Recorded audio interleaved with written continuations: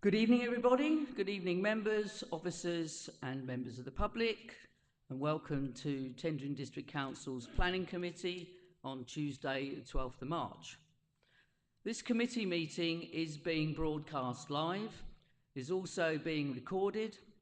The link to the live stream can be found on the Council's website, www.tendringdc.gov.uk/live meetings. For the purpose of the recording, I will introduce everyone. I'm Councillor Maria Fowler, Chairman of the Planning Committee, and I will introduce the members of the committee separately.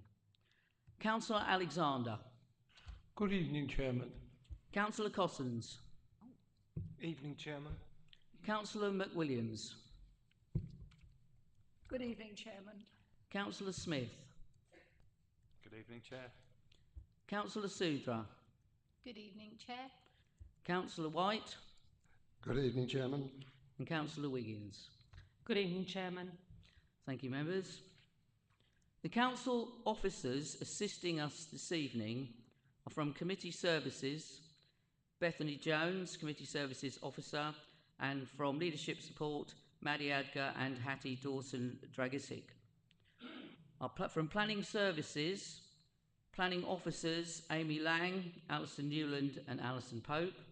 Our Planning Manager, John Pateman G. Our Director of Planning, Gary Guyver, and our Planning Solicitor, Mrs. Joanne Fisher.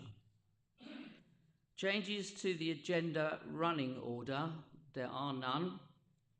Each application will be presented by the officer, followed by public speaking. The applicant or agent, any members of the public who have already asked to speak for or against the application.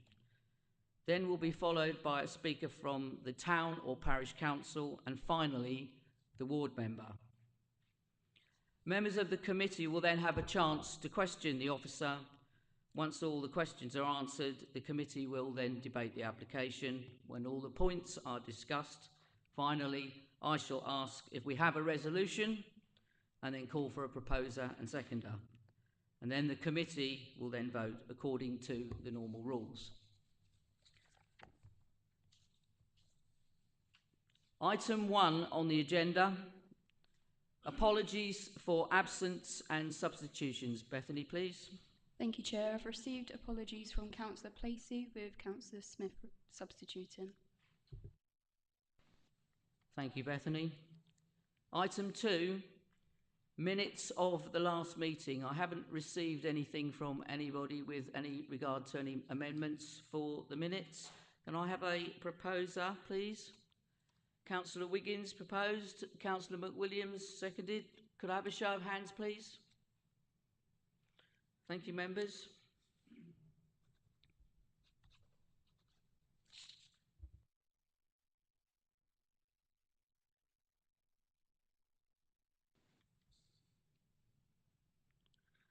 Item 3, declarations of interest. Are there any? Councillor Sudra? Thank you, Chair. I won't be taking part in the Parkston application, as I wasn't at the original site visit. Thank you. Thank you, Councillor Sudra. Also on that same item, agenda item 5, A123/01375/full, the Parkston Railway Club application. I did not take part in the site visit on the 16th of January, and I wish to declare a personal interest. The applicant, 2 of the trustees of Nest, the landowner, and several individuals objecting to this application are known to me. They are either friends, colleagues, or acquaintances, and I will therefore withdraw from the committee for this item, and the committee vice chairman, Councillor White, will take the chair.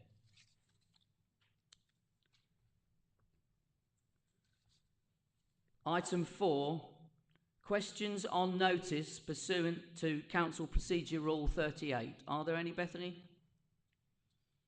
Thank you, Chair. There are no questions. Thank you, Bethany.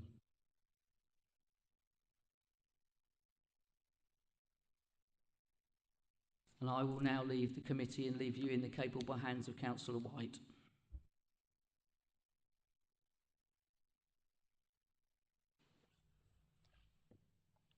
Right, as our chairman said, she'll be leaving the room for this particular item. I'm going to call on the case officer, Mrs. Alison Pope, now to put this application to us. Members will remember it originally came to us on the 16th of January and we deferred the decision to allow officers to discuss some further items. So, Alison, please. Thank you, Vice Chair. Good evening, members of the committee. This application is returning to committee following deferral at the January's committee meeting, as Councillor White has just informed. The application seeks planning permission to change the use of part of Parkston Railway Club car park to site 4 containers for storage purposes.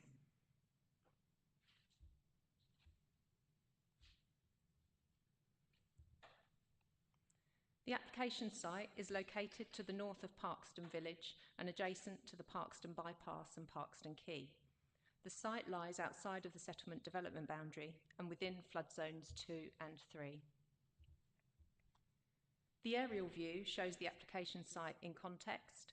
The site of Parkston Railway Club consists of the brick-built social club building to the west of the site, which is where that is, and the associated car parking areas to the north and east, around here. Access to the Parkston Welfare Park and Community Centre is located on the boundary on the eastern side of the application site. This shows the front of the club building from Hamilton Street, and this shows the vehicular access from Hamilton Street.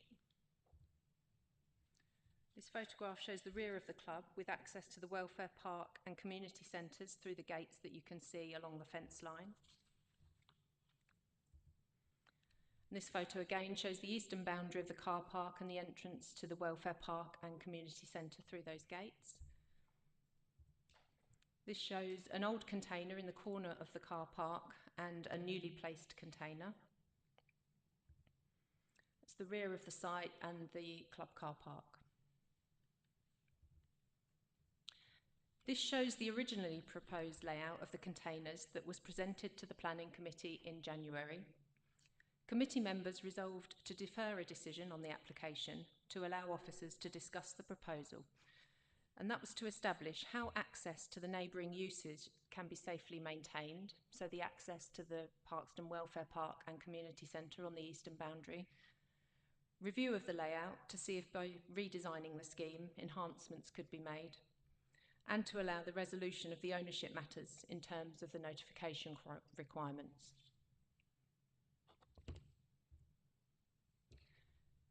This shows the revised proposed layout that we are now considering today.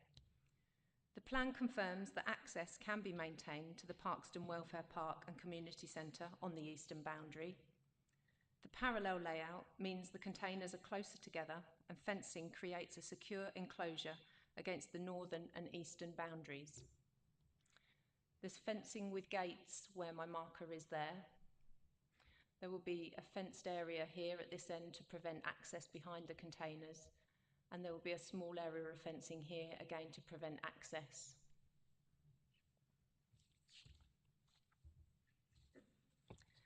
This shows an elevational view of the 2 containers with the access here, and an example of the type of security mesh fencing that is proposed. This we've seen before. It's a floor area and plan of the container itself and the elevations of the container.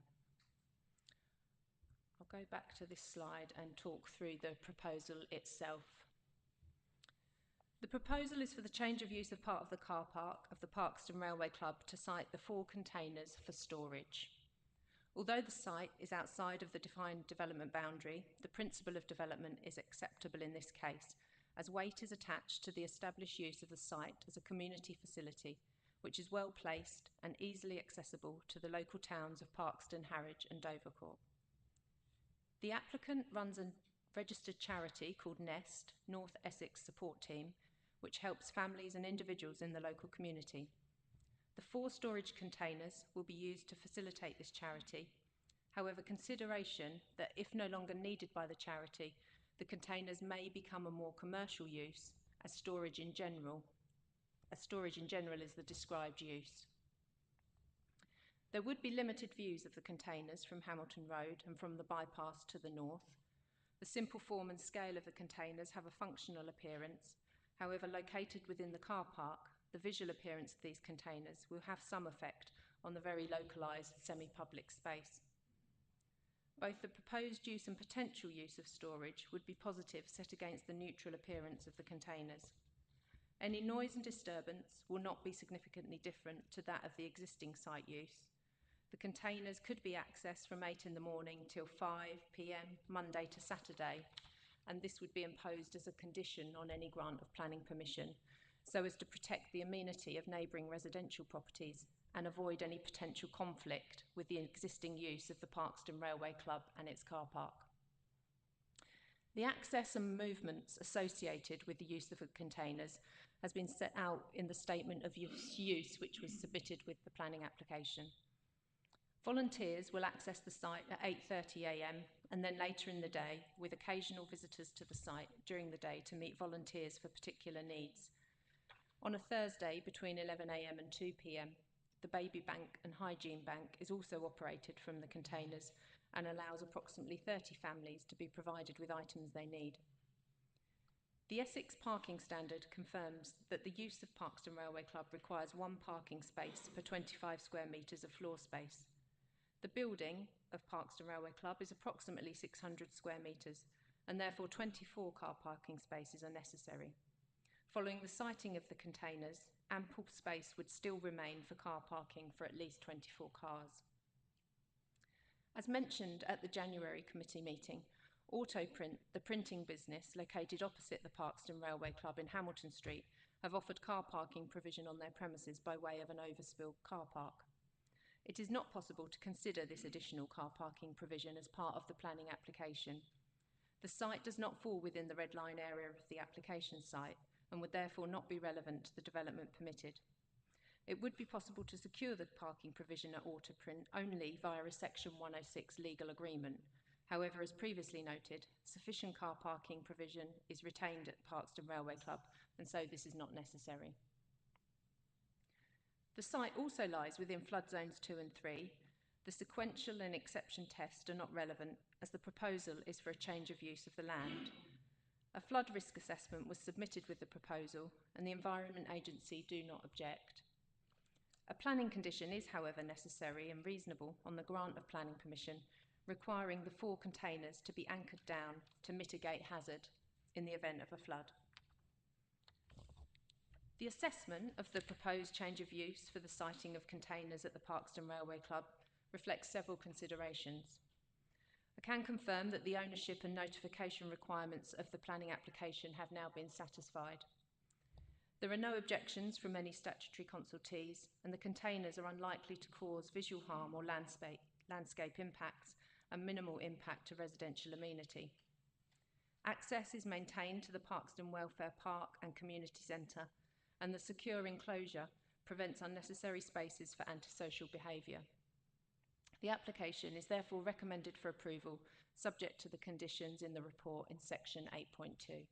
Thank you. Thank you very much. That brings us to the end, and as of course this is, I need to remind you, as this is a repeat application, that following the deferment, there are no public speakers on this one. And so, colleagues, we now go to questions to the officer. Councillor Alexander. Thank you, Chair. Just to pick up on last meeting.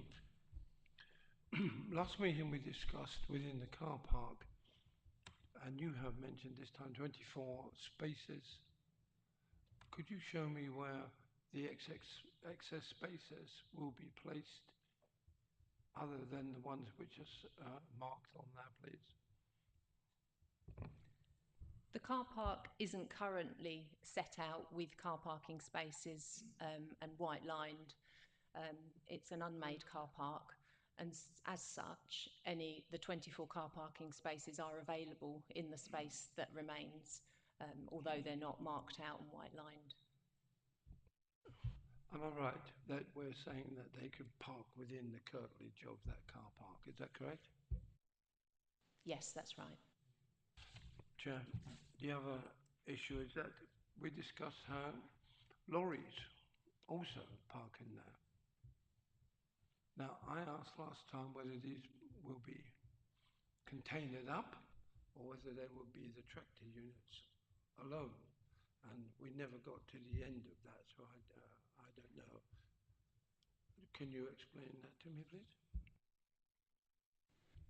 We established in the last meeting, and through looking at a review of the history of the site, there are no restrictions on the parking or the use of the car park for particular vehicles, and any restrictions at all. So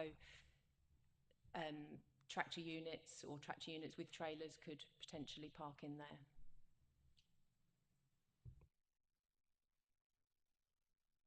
Supplementary, please, Chair. The new containers are coming out much further than the container that we saw present, next door to the one that was full of asbestos, and I'm assuming that's going to be removed prior to these going in. Therefore, the turning space for a tractor with a unit on the back of it would be greatly reduced, looking at that in comparison with the other one. And are you satisfied that there is ample space for manoeuvring vehicles of that size in this car park that size? The application has been referred to Essex Highways, and they have no objection to the application. They're content that ample amount of parking spaces for the Parkston Railway Club and the use of that car park for the use of the club is sufficient. Good Chair, no further questions at this moment. Right, thank you. Further questions from members of the committee? Yes, Councillor Cousins. I was going to say, I can't see on the drawing, but there was a suggestion of some planting of shrubbery. Thank you, Councillor Cousins. Yes, there is. In this small area here, there is proposed planting, I think, to fill in the gap and again prevent anybody, from wanting to go into that area for any antisocial behaviour.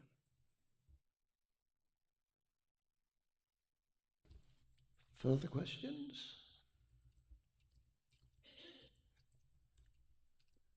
No, marked lack at the present moment. If nobody's got any further questions, then we can move into the general debate. So if anybody would like to lead the debate on it.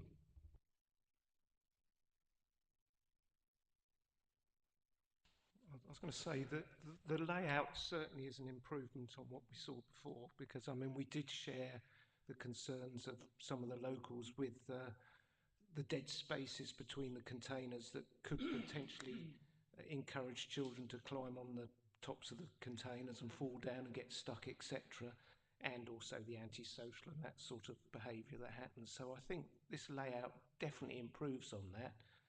The other thing I like is that we've actually got a definite drawing of how the finished layout is going to be. Last time the drawing was very much indicative, and I think this does actually allay certain of our concerns, and it is a much better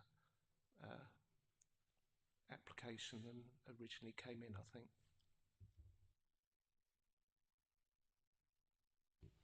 Further speakers? nothing further. If you've got no questions and nobody wishes to speak, is anybody willing to put a proposal forward? They sit very quietly. Councillor Alexander. Are we going into debate of any sort, Chair? That's what I've been trying to encourage you. Yes, Councillor. Thank you, Chair, if I may. It's greatly improved. I'm a little confused. Presumably, I assumed that this was a private area, private car park, and therefore Essex Highways. And I'm learning all the time. I didn't realise that Essex Highways gave direction on private car parks. But there again, we have two organisations here, both excellent organisations, and it's quite a dichotomy, Chair. The one thing I like most of all is that working in harmony with each other and seeing each other's point of view is the way forward in everything in which we do. As long as the kiddies can play their football in peace and quiet with an element of safety that we can provide at that point, and Ness continues their excellent work, I don't see any problem with them working together. The area and of contention for me is the lorries. That is bothering me immensely, but Essex Highways have said, so be it. On that point, we asked in deferment for them to make it, and they've come back and they've done everything that we wanted them to do in effect, and we understand it clearer now, and it can work, and it can work together. On that point, I think I'll be ready to say I'm going to go with approval on this.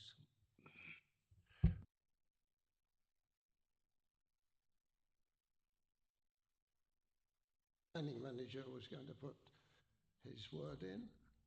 No? Well, I'll turn to John then. Could I just come back on a couple of those points, if I may, just to assist? In terms of the car park, it is a private car park connected to the community centre. It is not a public car park, but the owners choose to allow the public to access the site, or indeed there may be private covenants or private rights of way and so on that operate, but the car park is not regarded as a public car park.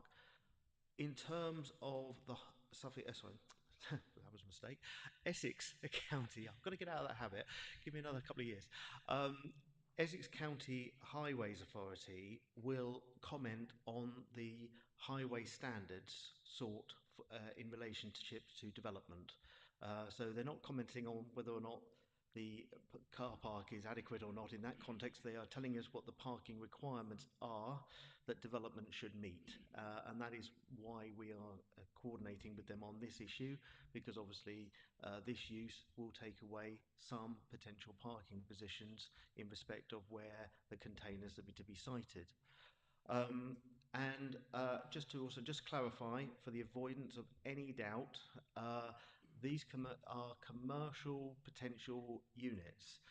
The proposal happens to be for a charity use, but that could cease the moment they are put on the ground, and it could be a general commercial use that puts storage into these containers. In other words, they could store charity goods, they could store agricultural goods, they could store commercial goods, they could store domestic goods. That is not restricted in the current proposal. Now, we know the applicant intention is for charity, but I wanted to be clarified that that is a changeable aspect, so your determination should take into account that that broad range of storage goods doesn't necessarily mean for charity only. There are other potential storage, but it's still storage. And just to be clarified that you are taking that into account in your deliberations.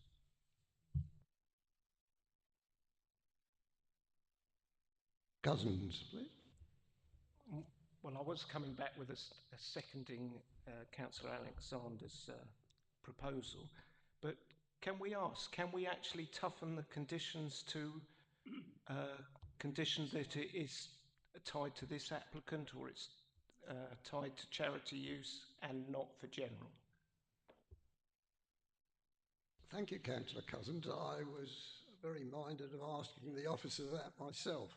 The application is in front of us tonight, which is what we're only going to consider, is in the name of the North Essex Support Team, where their declared use is spelt out for us.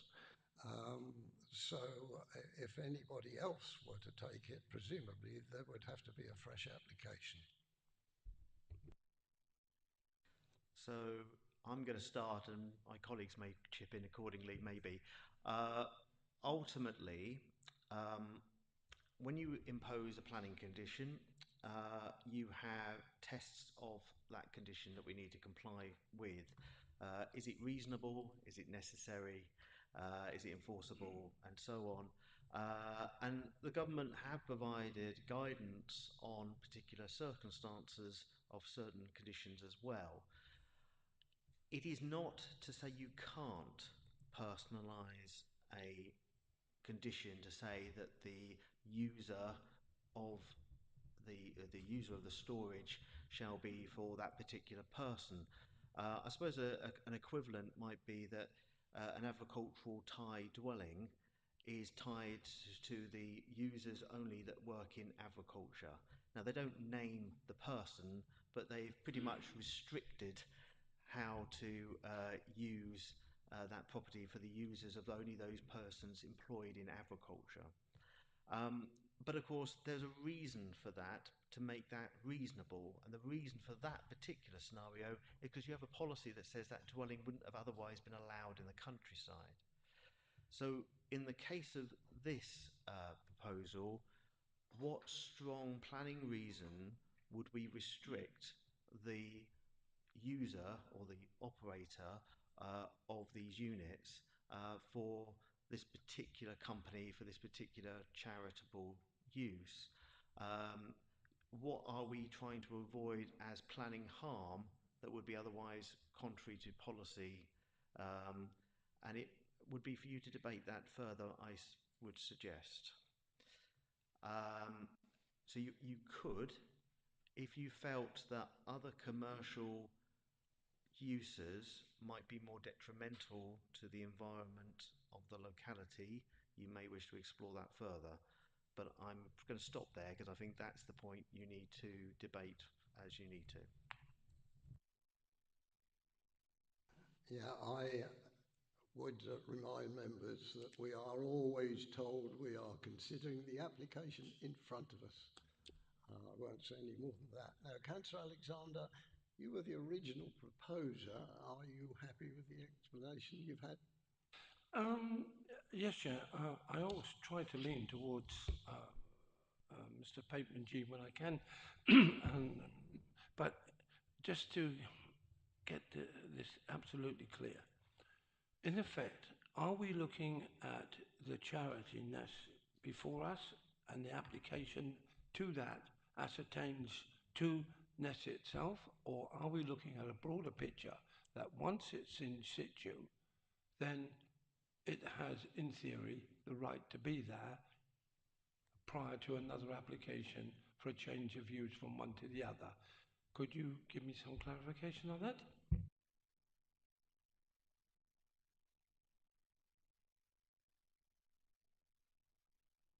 Sorry, forgive me. I was slightly distracted by a question of my colleague at the same time. So I'm going to ask, can you just repeat your request again? Sorry, my absolute apologies for that. Of course, yes. The application before us, and we're taking the application on its merit, and we're looking at NES as an organisation which we are wholly in favour of. Okay.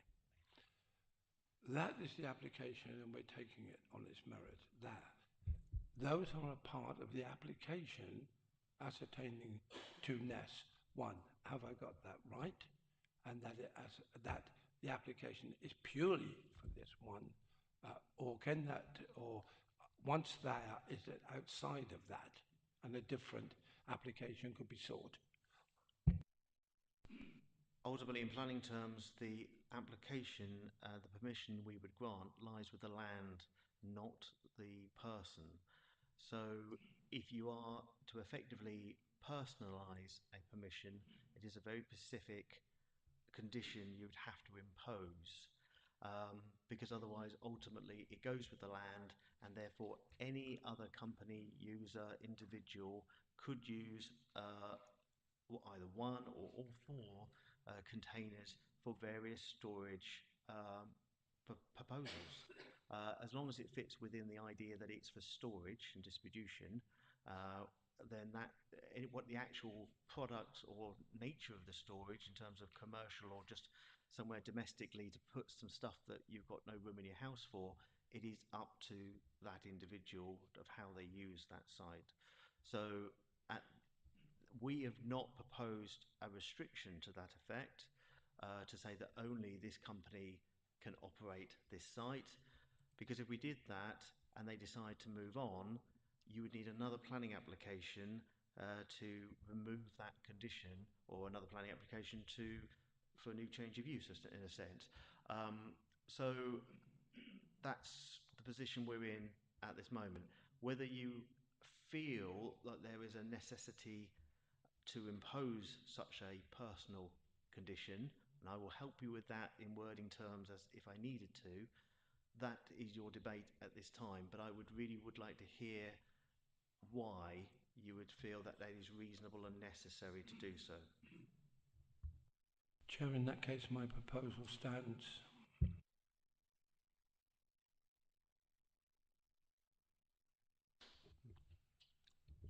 Yeah, Mr. Chairman, I think there is, I mean, this is one of those sort of applications that are quite finely balanced, aren't they? And perhaps if we can't condition it to a specific person, I think there's definitely a principle here that can we condition it to a community use? Because quite clearly, I think that there's a push that it's perhaps being supported because it's local people involved in it, and can we tie that to a community usage for storage rather than specific individual?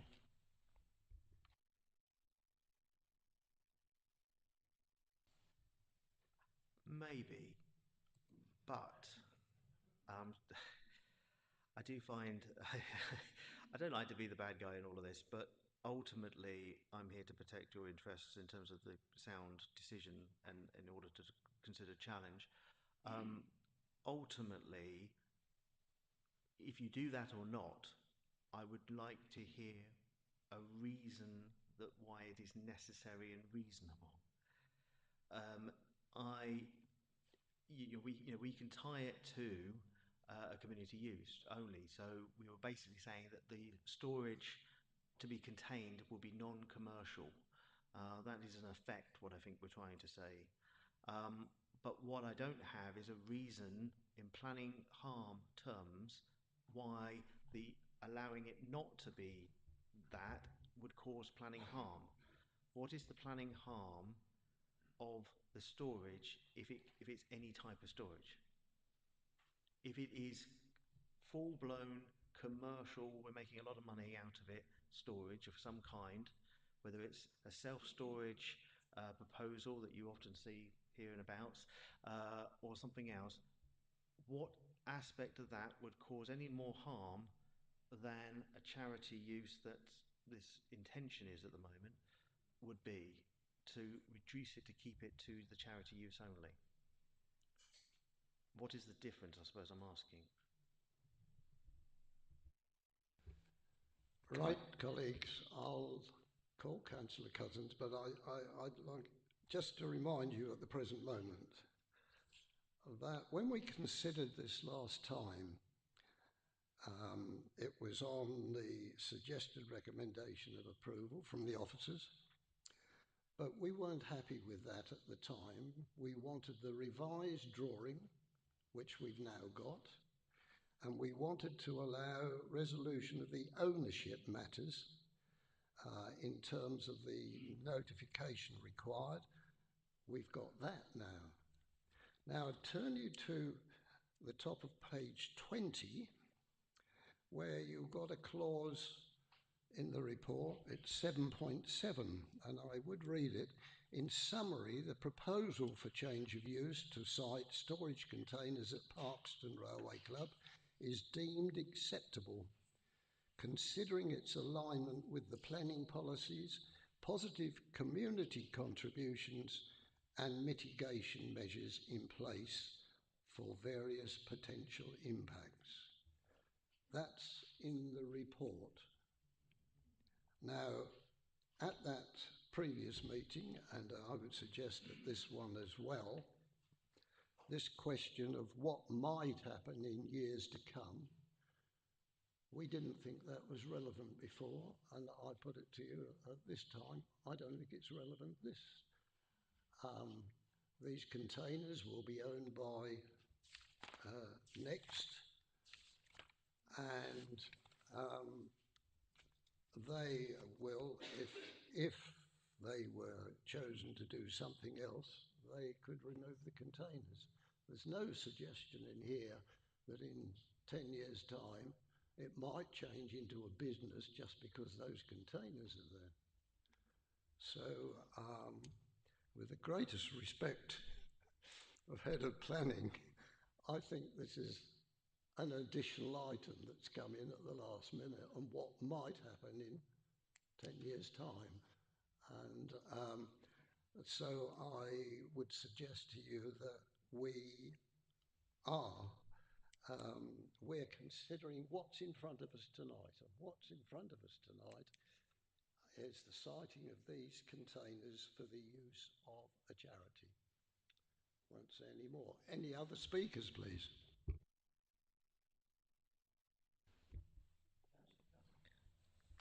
Right. Well, on that matter, I'll go back to then supporting the proposal that we move this for approval from Councillor Alexander, and I'll second that.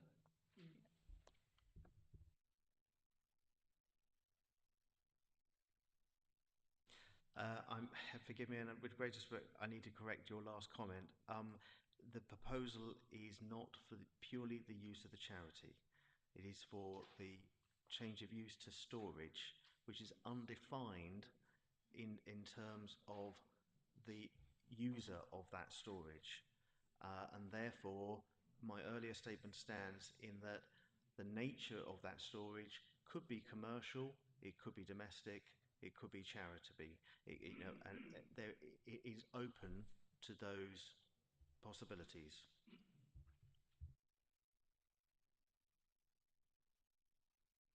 Right, colleagues, you've heard that explanation.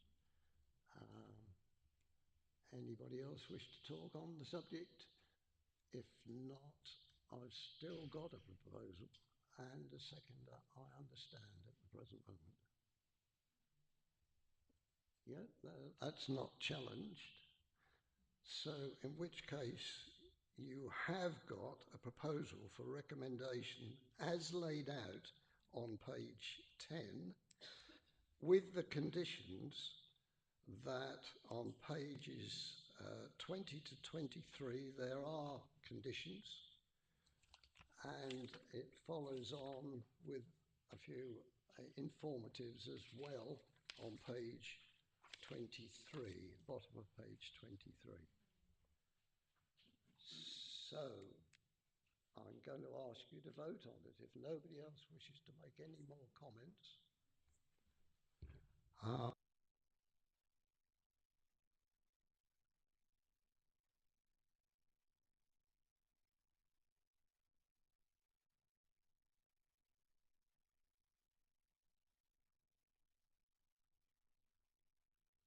To add anything at this time? Thank you, Chair. Sorry, I beg your pardon. I didn't hear the seconder, but I gather that we do have a seconder, so I apologise. Right, in that case, I'm going to ask you to vote on it. Those in favour of the recommendation On page 10 at the bottom, the two clauses 1 and 2, with the conditions, there'd be no alterations to those on page 20 to 23. And we'll do it as usual now with a show of hands. So those in favour, please show.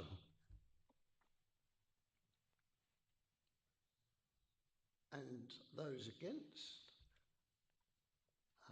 Councillor Suder, of course, was not on the site visit and therefore cannot vote, in which case it'll be unanimous that has been approved. Thank you, colleagues. Can we, yes, I think we'll have a 5-minute break. We shall allow those people interested in that application to leave and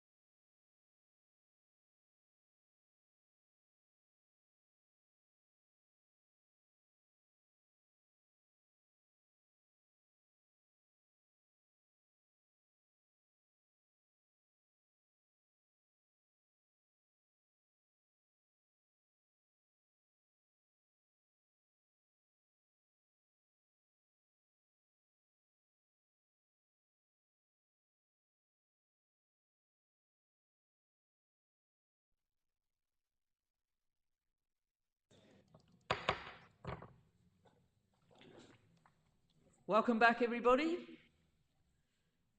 We are now on to item 6 on the agenda, which is A2 23/01819/full, land south of Verity Gardens, Wheelie. And to present this item to us, the officer is Alison Newlin. Thank you, Alison. Thank you. So this application is for 3 dwellings and associated works at land south of Verity Gardens. It's referred to committee because members refused a similar application at the September committee, application 22/1332. So this is the application site.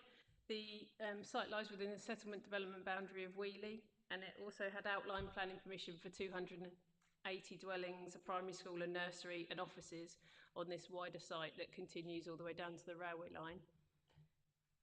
So we approved the reserve matters for the 277 dwellings and the offices at committee in September, but this remaining portion of the land for 3 dwellings was refused. So the principle of development is accepted. It's also an allocated site in the local plan. This is the application site. So it comes straight off Verity Gardens, which is a cul-de-sac with 2 bungalows at the back and this wider development of 20 dwellings off Barleyfield Drive. This shows you the entrance to Verity Gardens with the 2 bungalows at the end here and the application site here. It's just an open field at the moment, as you can see, with the further development, residential development off to the south. And these are the immediate neighbouring bungalows. So these are the refused plans from the September committee. So the reasons why members refused the previous application, which is obviously a material consideration to the consideration tonight, was the siting, layout and access being out of keeping with the prevailing spacing and pattern of development, failing to enhance the character of the locality, and also the likely significant increase in noise and disturbance and loss of privacy by reason of the layout, siting, landscaping and scale, which would directly impact on the quality of life for neighbouring disabled residents with protected characteristics defined under the Equality Act. So under the refuse scheme, you had a 4-bed house at the front and then 2 2-bed bungalows here. Members were particularly concerned about the relationship here facing directly onto the 2 neighbouring bungalows where you had bedroom and kitchen windows and front doors at the front here. And this was the design. So you had 2 identical bungalows and then the detached house.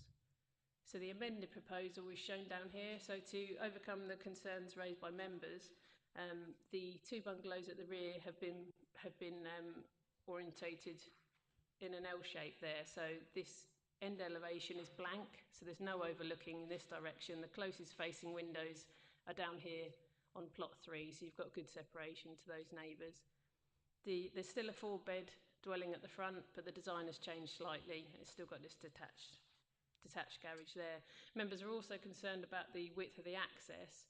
So the previous application had a 3.8 metre wide access, which is what's required for a private drive, but members were concerned about having sufficient passing places. So they've widened it to 5.5 metres, which is the same width as the road that currently serves the 20 dwellings on Barleyfield Drive. You can see down here in the picture that 2 cars can pass. They've also added a visitor bay here and some communal bin storage. I'll show you a better picture here. You can see they've also added a lot of landscaping, soft landscaping. So the relationship to the neighbours here with the protected characteristics, that's detailed at paragraph 6.42 of the report, that they have protected characteristics under the Equality Act 2010, upon which all planning decisions must have due regard. Officers' view is that this sensitive redesign and the controlling conditions detailed in the report will prevent material harm to amenity to those residents. So you've got a solid brick elevation here, and then you've got a 1.8 metre brick wall for the remainder of the garden boundary. You've got separation in landscaping, and then these 2 bungalows basically overlook their own courtyard with the parking area and the soft landscaping. So this shows you the detailed design. So the 4-bed house at the front. So that lies between 2 2-storey properties in both the approved development and the existing on Barleyfield Drive. And this is the first plot of the bungalow. So this shows you the blank elevation I was speaking of with the wall. And then the other bungalow, you can just see the outline of the end of the plot 2. So this would be at the far end of that courtyard, looking back up to the neighbour. So the separation distances now between this property and the front of the other neighbour are 21 metres. And you've got 6.6 metres between the wall on, so 6.6 metres here, and 10 metres between the building and the nearest neighbour. And then you've got 21 metres here. So it's a much, much bigger separation. So the detailed design reflects properties that we've approved on the wider site, and the red bricks, and you've got dark red plain tiles and tan tiles on the house that reflect those we used in the wider approval. This just shows you the outbuildings. There's a detached garage to the dwelling, and it's also got 2 extra spaces in front, and then both of the dwellings have got 2 spaces each and cycle storage in the rear garden. And this just shows you the detailed landscaping. So plot 1 is set right back, so because it's on the mini roundabout serving the wider site, it's quite a prominent plot, so we've got good level of landscaping at the front there.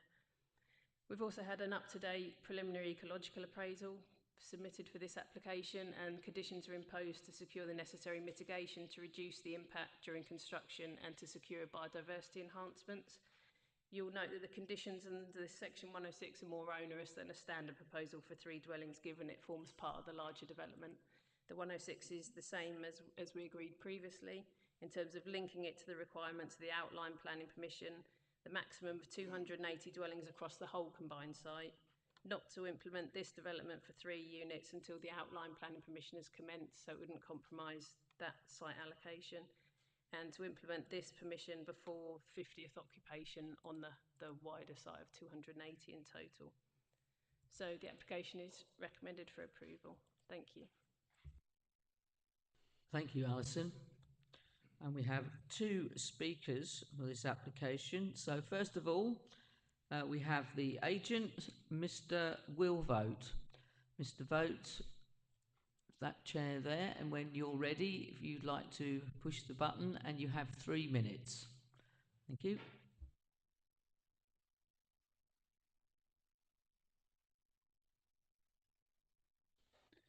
Okay, Chair and members, thank you for allowing me to speak in support of an application for a house and 2 bungalows on Verity Gardens in Wheelie.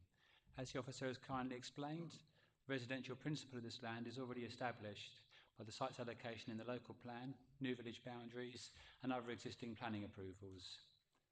As explained, the previous application was refused last autumn. This is obviously disappointing, but we took stock of the situation. We listened to the committee members debate the application.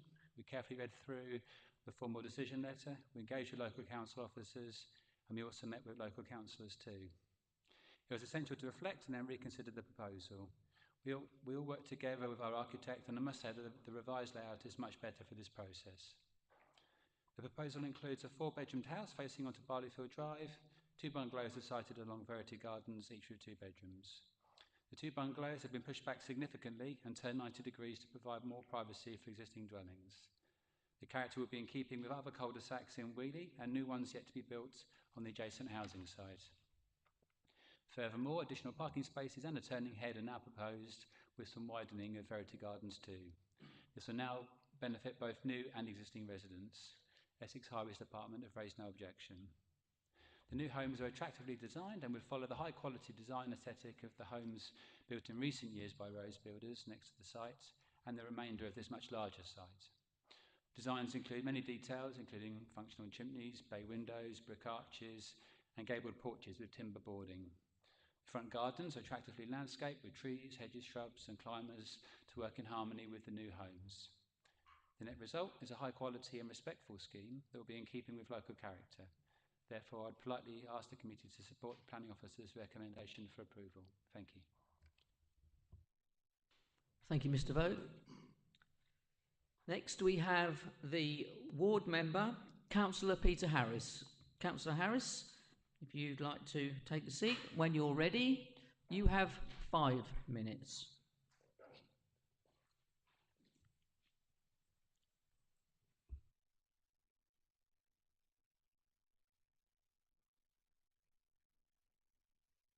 Thank you, Chairman.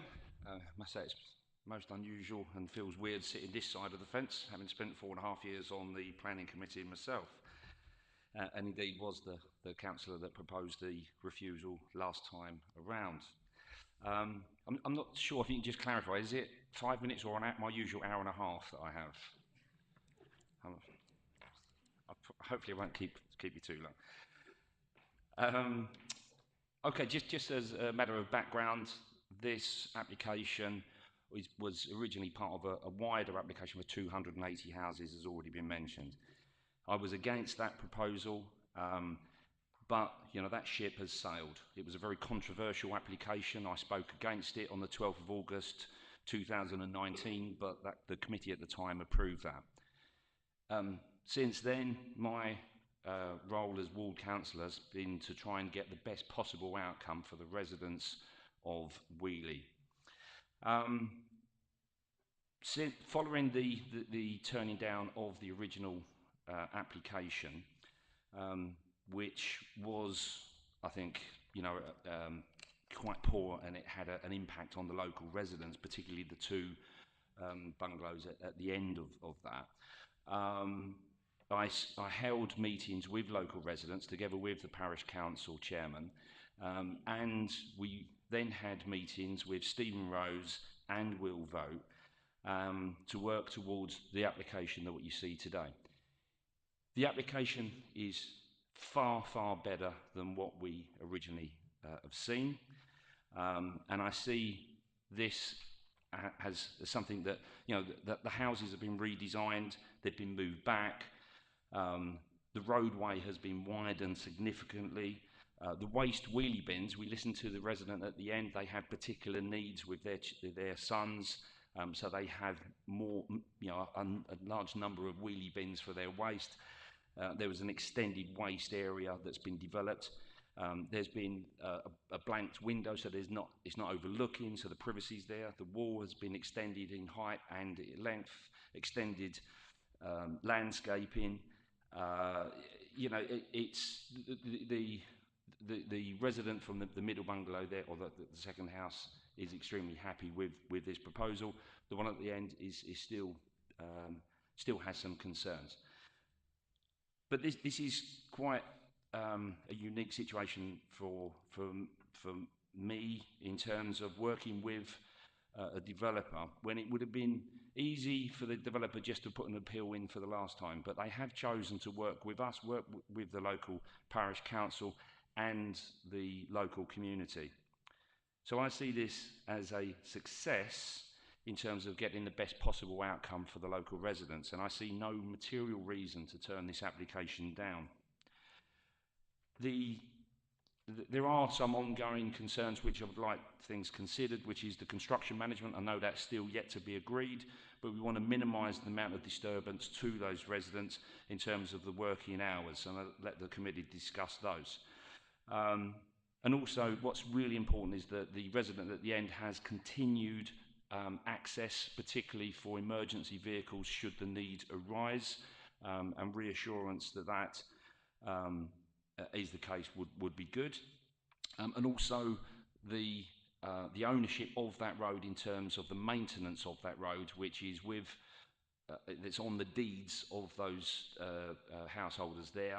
Obviously, it's got to be a shared access with the two new properties, so that obviously is something to be agreed in the future as well.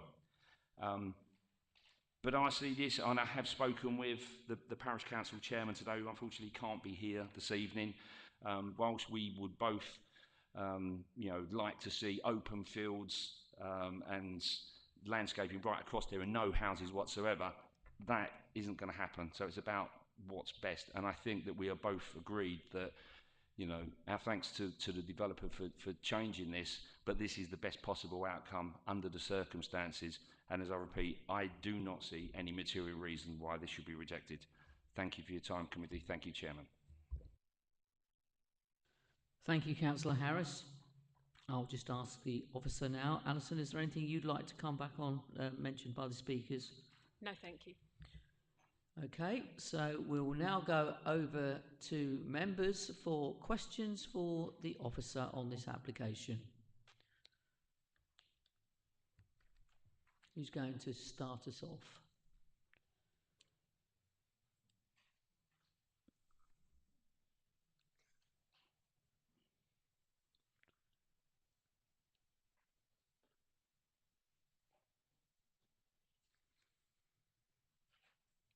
No? Well, in that case, then I'll take advantage of sitting here in the chairman's seat. Well, I have to say that following the previous application, what we saw today, in my mind, was vastly improved on what came before us before. And when it comes to our vote, I will certainly be voting for this application. I was quite pleased when I saw what came forward for this area here. So that's my opinion on this application. So do I have anybody else come forward to have a... We can go straight into the debate if you don't want to question the officer. Councillor Sudra, followed by Councillor Alexander. Yes, Chair. I just want to say that I'm quite pleased with the proposed plan, and I'm happy to approve as well.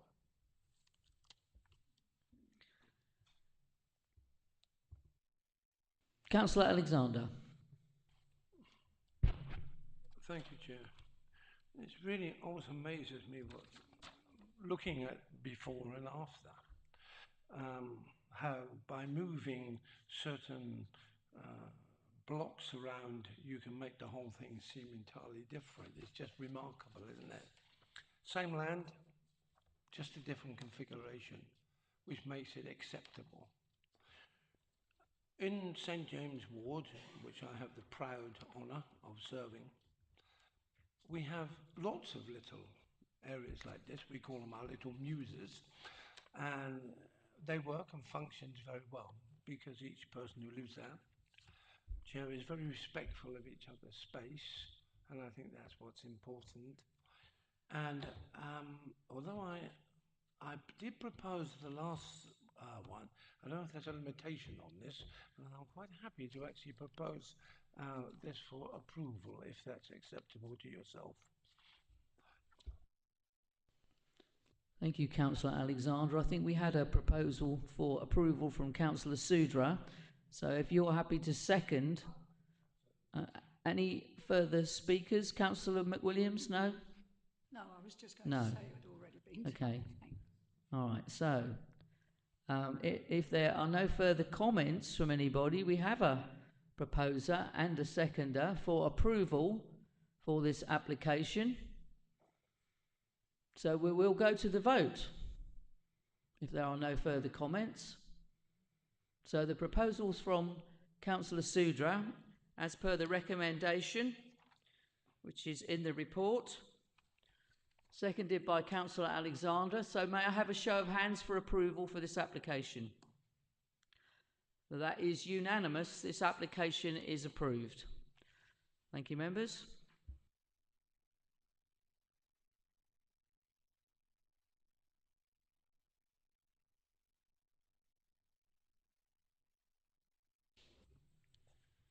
Item 7, A3 23/00993/VOC, land east side of Landermere Road, Thorpe Oaken. And to present this item for us this evening, Amy Lang. Thank you, Amy. Thank you, Chair.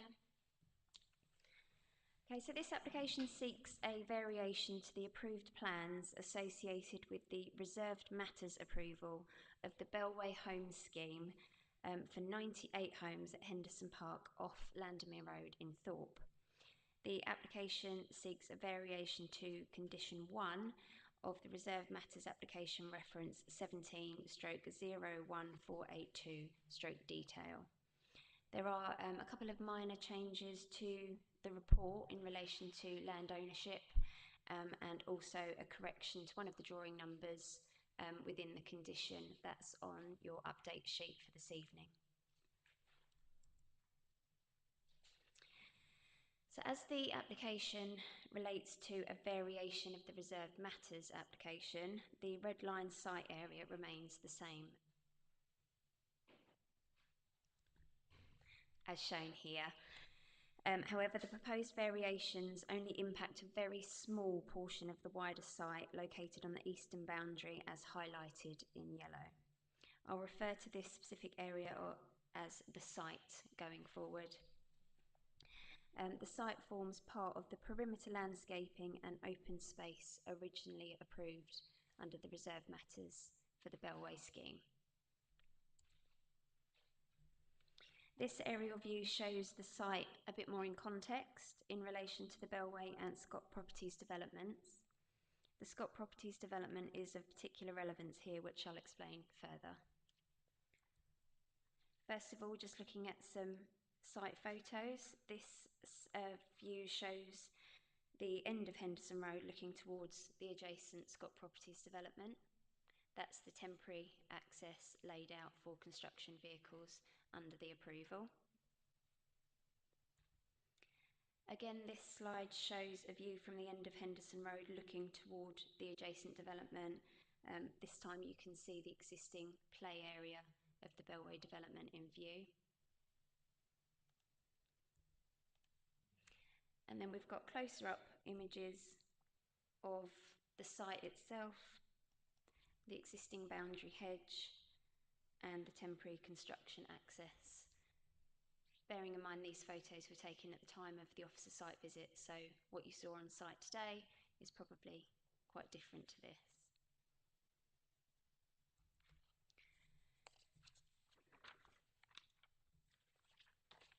So the approved development of 28 bungalows on the adjacent site includes the approval of the extension to the highway and footway from Henderson Park to provide the link road access. So this slide shows the red line site area of the Scott Properties development, the approved layout plan of the Scott Properties development, and then a close-up image of the approved road extension and footway extension. So that all forms part of the approval of the adjacent scheme. So this variation application simply amends the relevant plans attached to the Bellway permission to align with the approved plans attached to the Scott Properties permission. Most of the Bellway plans and documents will remain unchanged and as approved. The previously approved plans that include the site subject of this application are to be amended to reflect the approved road extension.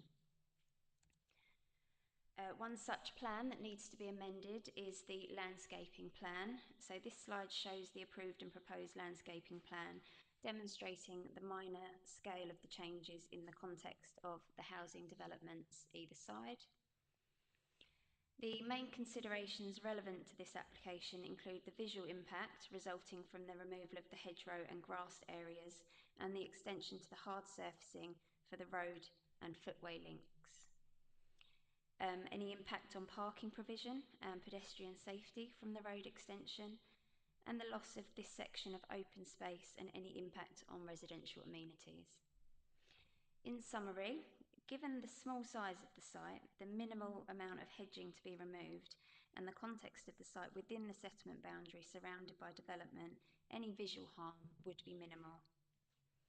The variation will not result in the loss of any designated visitor parking or alter the road layout to an extent that would materially impact access, turning or parking for residents of the Bellway development or the Scott Properties development. Henderson Road currently extends alongside the play area as approved, with pedestrian access and tactile paving already in place. The play area and surrounding open space are both enclosed by fencing and well set back from the road frontage of Henderson Road. The proposed variation will not alter the existing layout to an extent that would result in any harm to pedestrian or highway safety. Although the site technically forms part of the overall open space provision as originally approved with the Bellway development, due to its small size, peripheral siting and relationship with the other defined areas of amenity space and play area, the loss of this section will not result in a materially harmful impact on the amenity value of the open space for residents. Furthermore, the development will continue to provide ample, usable open space provision in excess of current local plan requirements. The policy compliant open space requirement for the Bellway site would be 0.56 hectares of provision. That would be 10% of the overall site area of 5.6 hectares. The amended development retains 1.97 hectares of open space. No comments have been received from Thorpe Oakham Parish Council, and there have been no objection from consultees. Approximately 33 letters of objection have been received from local residents, several of which raise concerns in relation to land ownership or matters which are not material planning considerations. However, where necessary, the objections raised have been summarised and addressed thoroughly within the officer report. For these reasons, the reasons explained in terms of the merits of the case, the variation will not result in any harm to visual amenity, highway safety, open space provision or residential amenities. Officers are therefore recommending approval subject to a revised approved plans condition accounting for the relevant amended plans. Thank you. Thank you, Amy. And we have one speaker for this application, and that speaker is the ward member, Councillor Dan Land. Councillor Land, if you'd like to take a seat, and you know where the button is, you have 5 minutes. Lovely, thank you. I notice there's a few newer councillors as well sitting on the planning committee. I just think I'd like to take you on a bit of a story, really. Back in the times before many of our villages and towns had seen quite an influx of development, as we have now seen. I mean, sort of pre-COVID, going back a few more years before that, there was obviously a call for land for developers to take on and build houses across our district. And one such developer made a very positive impression on me back in those times, and that was Scott Properties. I was impressed by the public consultation that came forward with this site, the amount of additional open space that was offered by this site, and actually the standard of build, really, based on what I'd seen from their previous developments as a local builder. And I think tonight really is not really me objecting, or I'm not objecting and I'm not supporting, I'm just making a statement. And this is how sometimes difficult it can be as a councillor to think you're doing the right thing, try to get the best for your residents, and then sometimes things go in a slightly different way to what you thought. So after that fantastic public consultation, really positive engagement with both parish, district, myself and community, really, I was then faced with the phone call that told me that the permission had been granted, and that was fine, but then the land was going to go out to tender. So it wouldn't necessarily be Scott Properties that would build these houses. And that was my first real learning curve around how things can change very quickly in the world of planning, probably just through lack of knowledge more than anything. And that tender was put out by the landowner, which was Strutton Parker, not the farm, but the land agents, and they tendered that planning application out to tender, and it was going to be the best bidder that won it. And sure enough, Bellway, who are a national builder, won that tender. So my dream of seeing some wonderful Scott Property houses on that land was very far diminished. And we looked at the prospect of what Bellway would bring us in Thorpe Oakham. This wasn't a particularly positive site, it wasn't a particularly welcome site, but to be fair, I never went against this site because there was about 3 other sites in Thorpe at the time which we were fighting, which in my opinion I felt were more, we had to pick our battles, and I thought really realistically we had to accept some development, and this would have been a fairly suitable place to do so. So that was the case. Bellway came along and built their red houses compared to the Scott Properties beautiful white and black brick houses, and you can sort of see them from a million miles away, and there's been some issues since Bellway have built in terms of handing over the land, the management companies that come forward on these big developments, and the costs then represents the residents moving forward each year. So that's been a big talking point. This has been a subsequent talking point, and the parish and myself, and through lack of knowledge or whatever it was, we never realised there was going to be another 25 built at the back of Henderson Park. Whether I didn't look at the map right for the local plan, and if I didn't, I'll put my hand up quite positively and say I didn't. My parish council didn't notice this, but something we missed, and that there was this little piece of land at the back of the Bellway development which Scott Properties held through their planning approval, and obviously are now looking to build. Great people. You know, no complaints against Scott Properties really. It just so happens that the people that bought the properties on Bellway's development, it appears, were never told through any land searches or means of lawyers and solicitors when they've signed up to these new houses in Thorpe that there was going to be any more properties built at the back. And you know, many of them use Bellway's own solicitors. That could be a lesson to some of us in the room if we ever choose to buy a new build. And subsequent to that, people moved from all over England to come to Henderson Park, and certain particular residents have taken umbrage on what's happened here on that particular piece of land. They claim that it is their open space, part of their open space that they bought and were given as part of their deeds, and they are pressing forward with a complaint which some of you may or may not be aware of, and that is going through the stages of complaint, and it's level 1, level 2 council, it's ombudsman, further than that. I'm not here to influence you on that tonight. I don't have the legal capacity to know whether it's right or wrong, but all I can say is this: it would have been wrong for me not to come along to just show my support of the efforts that have been made by 5 minutes, Councillor Land. I'll wrap up. By particular residents in that site. It would be wrong of me not to show, because they have demonstrated very, very passionately that they think that they've got a case. Whether that case is right or wrong, I don't know. But I just wanted to say well done to them, because they have raised some issues. But other than that, I'm not objecting and I'm not supporting. I just wanted to bring I'm going up to stop you now, Councillor Land. Thank you. You're a very kind lady. Thank you. Can I just ask the officer if there's anything there that you would like to come back on? No, thank you. Thank you, Amy. So, we will now go to members for questions to the officer. Councillor Sudra. Yeah, with the land ownership in question, can officers give us some clarity on that? We can. What was the question specifically, though? So, who does own this land?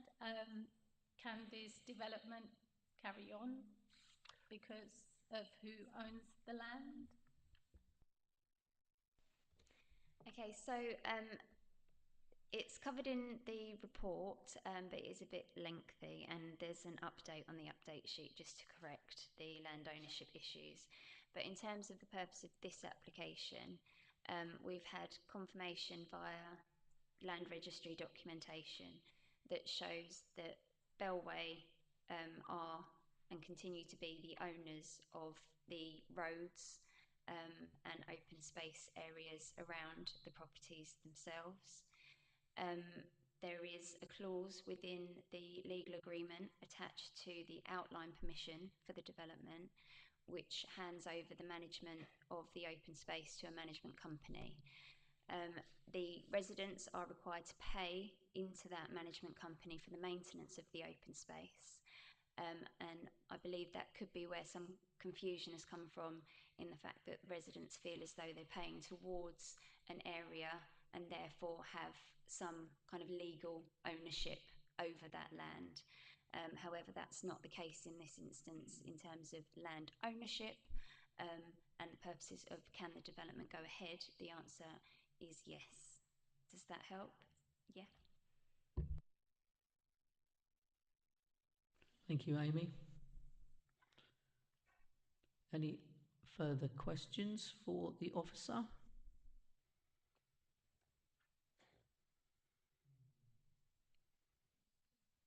Councillor Alexander. I just read through this again. I read through it earlier and before, but then now listening to Councillor Ladd, it's just sort of come more into a picture in my mind. But by granting permission for these properties, will there be a loss of open space as a course of this application? In short, no. The adjacent development included this section within the application site, and the extension to the road and the footways were included in that application. So the Scott Properties development of the 28 bungalows, that approval included the development and extension to this part of the road. And all of the material considerations were considered appropriately, and this was dealt with as a delegated approval given the siting within the settlement boundary. As explained, this variation application essentially aligns the Bellway approved plans with the now approved Scott Property plans. This area was illustrated within the open space plan as approved as part of the Bellway development. So technically, it would result in the loss of an open space area. However, if I go back to the slide here, this demonstrates the extent of the land in terms of the wider context of the site, the wider context of the open space provision for this particular development, and it's in excess of the policy requirements, and as a result of the removal of this section of hedgerow and grass area, the open space remains in excess of the policy requirements. So the loss of the open space has already been essentially approved by the extension to the road under the Scott Properties application. This seeks to align the approved plans with the Scott Properties approved plans. The open space plan does show this area as part of the perimeter landscaping. However, officers are content that ample space is retained, and the size of this part of the open space is such that it's too small to really be considered a usable or important portion of the open space, and would not have any harmful impact on the usability or the residential amenities of the local people using this site.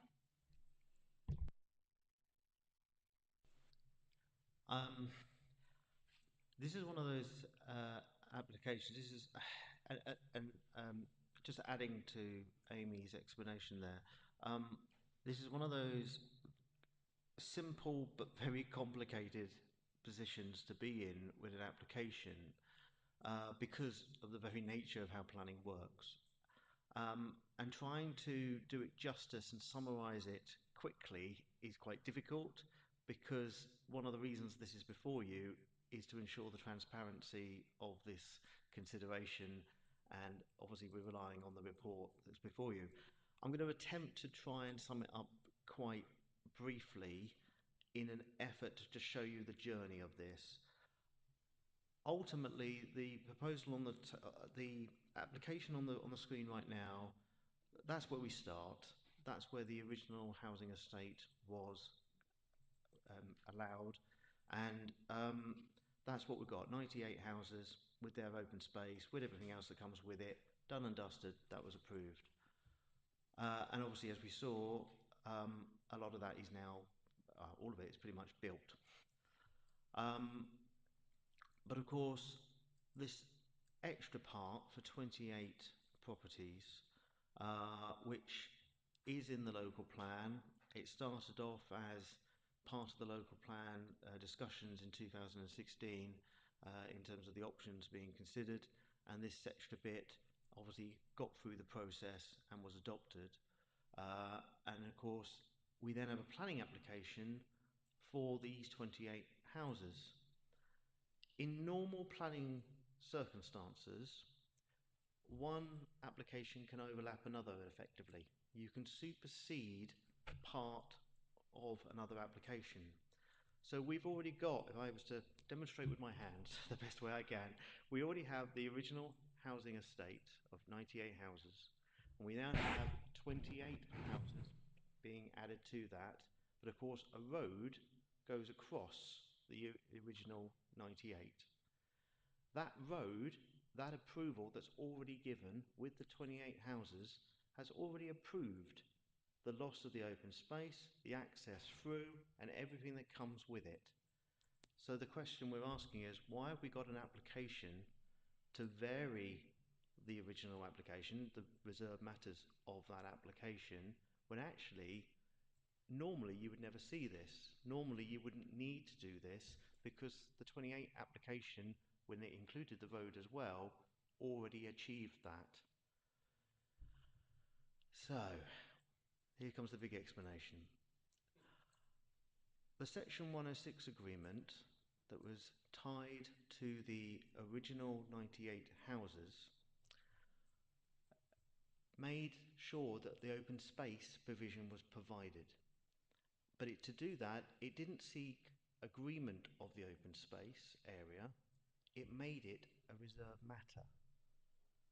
And in order for that part of the Section 106 to make sense again, realignment if you like, we have to adjust the reserved matter. So despite the approval for the 28 houses and the fact that that planning decision is already made and actually is one of the most significant material considerations I can probably give you, ultimately it's a technical issue that the 106 doesn't quite add up because it's essentially referring to the wrong reserved matter plan. And we've got to vary that reserved matter plan to be the corrected version, if you like.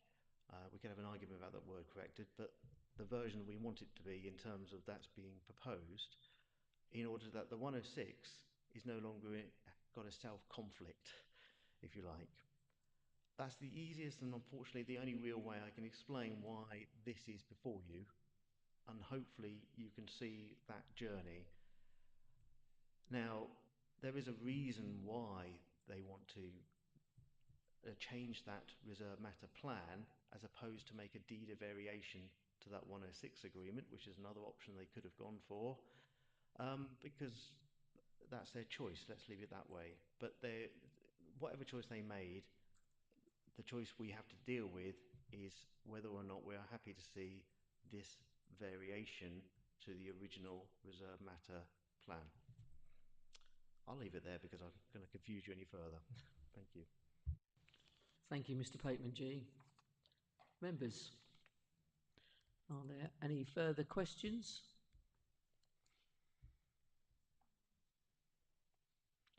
I don't have anybody on my list for questions. So if there are no further questions, I'm happy to go into debate. So who would like to kick us off on the debate on this one? Councillor Cossins. Well, I was hearing either side of me, comments about it's a difficult one, and I think it is, isn't it? But I think experience tells me there's so many of these applications around the country where these little foibles don't get sorted out that cause conflict for the residents of those areas forever and ever and ever. Some really weird things that have happened in the past. So I think we do have to come to a resolution, but I did want to sort of find out what the impact is on the 106s. If we didn't agree this, what would be the impact? So at the moment, the 106, in respect of the open space area and the open space area to be transferred over to the management team, the argument here is that that is incorrect. It does not align with what can be transferred. So essentially, everything comes to a halt in respect of the 106 agreement and whether it can carry through its provisions. You have a solicitor here if you want to hear a bit more about that. But ultimately, from our position as a local authority, we then need to make a separate judgment of whether it is sufficient or would there be harm that we would need to address in terms of pursuant of any enforcement action or pursuant of that 106 agreement in the context that it was made. I would not want to say any further than that because I don't need to prejudge that judgment, and I'm not allowed to. So therefore, there would be a separate enforcement matter that would need to be raised, or well, I should say continued, because technically it is raised currently, but is in status while we await this judgment.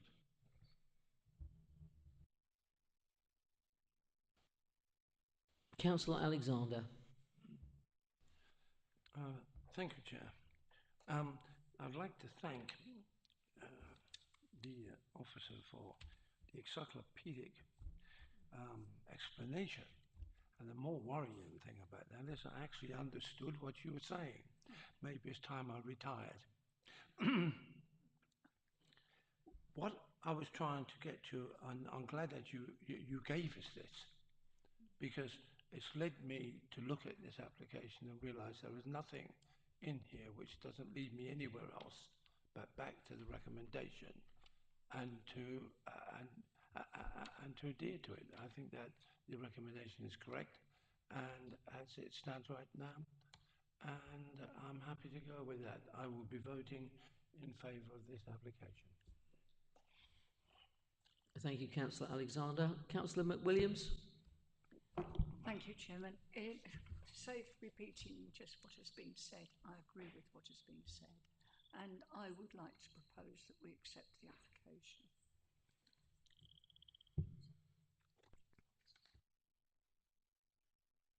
If I could just ask you, Councillor Alexander, were you making a proposal for acceptance? Chair, I seem to be proposing and seconding an awful lot. I thought maybe someone else would like to have a little Right. go. Okay. That's what I just wanted to check. So Okay. I'm quite happy to take the proposal from Councillor McWilliams. That's excellent. Yeah. But if all else fails, That's I'll why I step was up checking to with the you plate. first. Okay, thank you very much. I'll step up Okay. to the plate if need be. Are there any further comments on this application?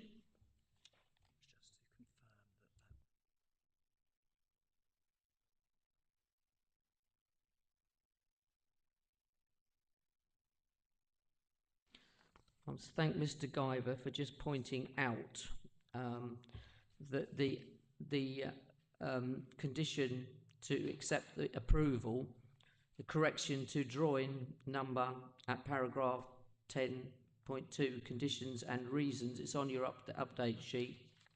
Condition 1, 23/00993/VOC, approved plans and documents superseding previous versions, drawing number TLS :800 P14, amended site layout should read as TLS :800 P17, amended site layout plan. So I'm looking for a seconder. Councillor Cossins, yes? Yeah, I'm happy to second that. I think Okay. these things do need sorting out because forever haunt you afterwards. And before we go any further, I too would like to thank Mr. Pateman G for the explanation on that one, and of course Amy, because I had trouble getting my head around that to start with, I must admit, but I think you did an excellent job on explaining that to us. So we have a proposer, we have a seconder to approve as per the recommendation and the correction that's on the update sheet. So could I have a show of hands, please, members, for approval? And that is unanimous. That application is approved. Thank you.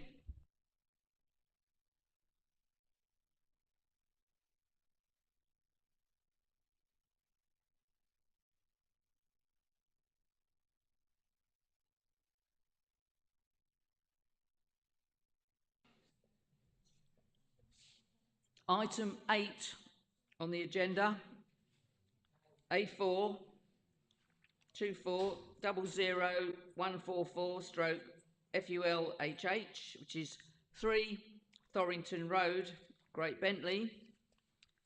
And to present this application for us is Mr. Pateman G. Thank you. Right, thank you very much. This is quite straightforward. It's for new vehicular access. It's to serve domestic dwelling, number 3, Thorrington Road in Great Bentley. I'm going to go quickly through these. As you saw it on site today, it is essentially a drop curb. That is the proposal to create this new access to serve this property. Just the aerial photographs, you saw where it was, and when we were there, I think that car was there when we were there today as well. And just very quickly, so in the sort of right hand side, if you're looking at the property, you would have the new access provision across the crossing and to connect to the highway. And just to demonstrate that from a Google, I should more state this, it's a Google Street View, but just demonstrates it quite well in terms of where the lowering of the curb will take place. And in a nutshell, the recommendation, we don't see any harm with this. We've got nothing material to talk about too much, so the recommendation is one of approval. Thank you, Mr. Pateman G. There are no speakers for this item, so I shall go over to members for questions for the officer. Councillor McWilliams.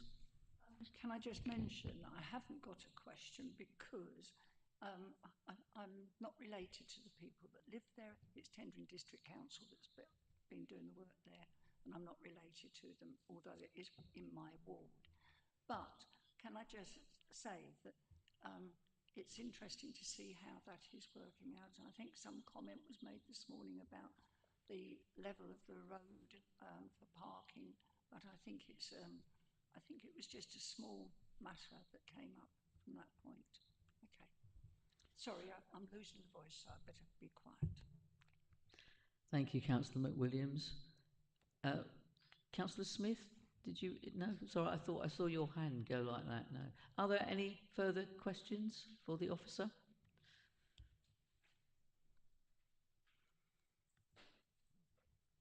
No? And can I just double check? This is Tendring District Council application, isn't it? My apologies for not saying that at the beginning. Yes, the reason for this to be presented to you is not because of just it's a nice access. We thought we'd show it to you. It is because it is a council owned property, so the access to a council owned land. So therefore, it is before us only for that reason. Yes, under your constitution, any applicant, any development on land that's owned by the council comes before committee. Thank you, Mr. Pateman G. Councillor Cossins. Move approval. A proposal of approval from Councillor Cossins. Councillor Smith. Seconder. No further comments. May I have a show of hands for approval? That is unanimous. Thank you, members. That is the final item on the agenda, and that just leaves me to remind you that the next meeting of the Planning Committee is on Monday the 18th, which is a special meeting here at the Town Hall, 5 p.m. start. So therefore, that just leaves me to say thank you all very much and have a safe journey.